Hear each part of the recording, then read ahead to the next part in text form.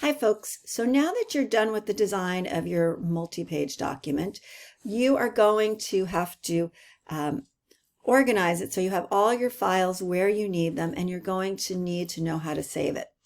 So over here I have opened my links window. This link, little chain link here, shows me all the different images that I have connected to this. So you see this one right here, shelves brass, has a question mark. It's this unit right here, and if I click on here and I go up to the hamburger and I say go to link, it goes and it highlights it. So if I have, say I've got a 30-page document with 3 images on each page, I've got a lot of different images, so I might not know exactly what that image is that it's talking about, and I might not have them labeled this way either. I might have, each one has a different number. Anyway, so you can go and find the link by going to go to link. But so that doesn't correct this question mark. So now I know what the one in question is. But what happened is I had moved it out of my folder that I started in. So if you're moving things all around, say you just dropped all these things from the internet and you had them in your desktop and then you put them in a folder, it's not going to know where they are if you had placed them in there from the desktop. So organizing is very important. So it's good if you've put them all in a folder, but it needs to link them. It needs to know where they are. So I'm going to click on this, go up to the hamburger, and I'm going to say relink. And so I have put it back in documents, teaching for this class and this project and my links. So the missing link was shelves brass. So I can go down here, shelves brass, say open, and there it's found it. Okay, now remember how there's this lamp here that was a JPEG, so it's overlapping. It's got this white background. So I'm going to go into Photoshop, and I've already selected the background, and I am going to delete that background, and I'm going to save it as a PNG. So I'm going to save it exactly the same way it's labeled before. I'm going back into the folder where I've stored everything, and it's going to replace the original one. Okay, replace. Okay, so actually I think I did something that I didn't want to do. Let me go back into InDesign. All right, good, worked out. So see the way there's this exclamation mark right here now? So I replaced it with this new image, but it's saying, wait, there's something wrong. This wasn't the image that we started with. So if I go up into the hamburger, I can update that link. So it's still recognizing the link, the file that had the white background. So I can go and say update link, and there it is. The white background is missing now.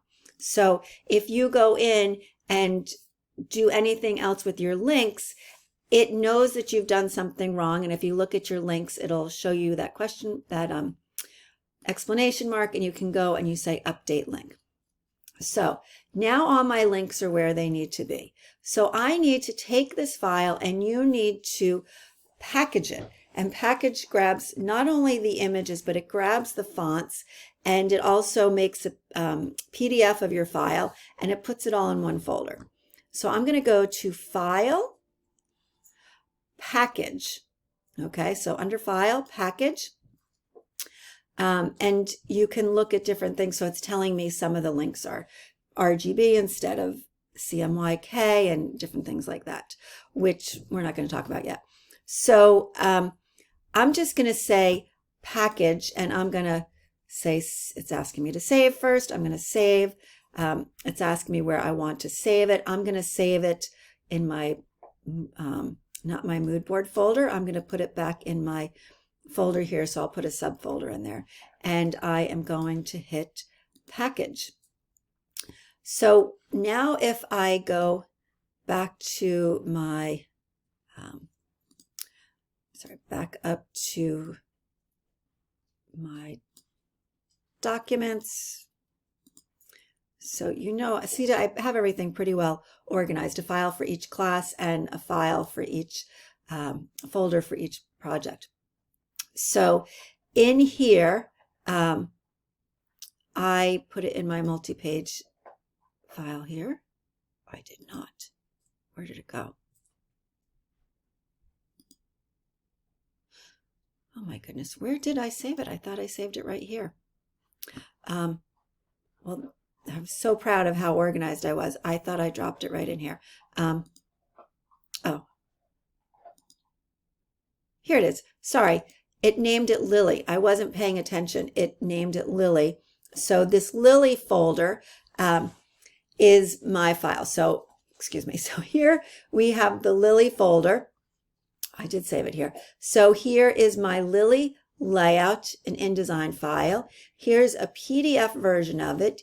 Here are my links. So these are all the files, images that I had connected to it. And then here are my document fonts. So I have Arial, and I also used Mrs. Eves. So notice Mrs. Eves isn't in here. So it's an Adobe font. So if you open this up, you're going to have to relink the Adobe fonts because from licensing reasons, they don't want to actually put it in a folder that you send to the printer and then the printer has the copy of their file. You have to pay for use of the fonts. So that's why that's not showing up. But if you open it up on any of the computers at school, you will have that license and you can always access them. So all of these things have been linked in here. And I want to tell you the IDML file, that file is called a legacy file. It's so that if you were to try to open this file on a computer that didn't have the latest version of InDesign, you could open this file. So sometimes you might have tried to open any folder and file and it says, this isn't the latest version or whatever. Do you want to convert it? So this is the file that you can go to if you can't open a file. Okay, so now that I've got this folder that's got my assignment in it, so you're going to take that assignment and you are going to need to upload it to Blackboard. But Blackboard will not let you upload a folder. You have to make it a zip file. So I am going to click out of this program for a moment. And so here's my Lily folder. So now that I am on the Finder here, while I've got that folder highlighted, I can go under here and go to I'm trying to go to compress file here. So here in the Finder, I click on my folder. I don't open it, I just highlight it and I hit compress. And what it's done is it's created a zip file, and that zip file is a compressed file and it's not a folder anymore. You just click it and it opens and turns into a folder. And this is what you upload to Blackboard because Blackboard will not accept the folder, but it will accept the zip file. If you're on a PC, I believe this is what you do. You just click on it and then you right click and it will zip it. And I do have information on converting to PCs versus Macs in the resources section on Blackboard. Okay, so this is the folder that you'll upload to Blackboard. Thank you.